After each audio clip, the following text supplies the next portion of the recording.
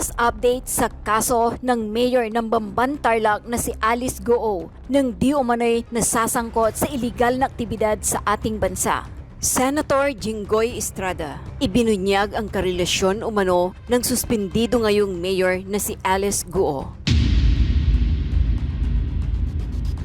Yan ang isa pa ding iniimbestigahan na pinagtutuunan ng pansin para makakalap ng matibay na ebidensya. Isang alkalde sa Pangasinan ang sinasabing nagpapatagbo ng pugo na ni-raid sa Bamban Tarlac noong Marso. Ang alkalde raw nito ay karelasyon umano ng suspindido ngayong mayor na si Alice Goo.